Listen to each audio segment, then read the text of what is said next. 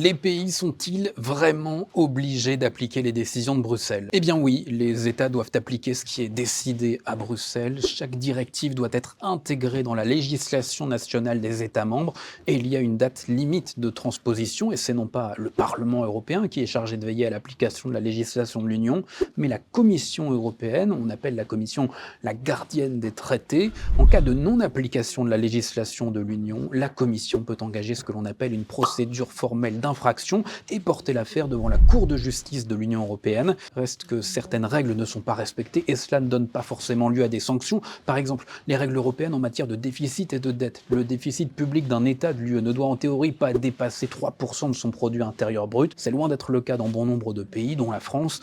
Il faut dire que dans le même temps, les États sont, je cite, libres de décider de leur modèle économique et social. Enfin, lorsqu'un État veut aller au-delà de la législation européenne, il peut aussi le faire. On appelle ça la surtransposition. Cette pratique permet aux États membres d'accroître individuellement les contraintes déjà imposées par les lois européennes.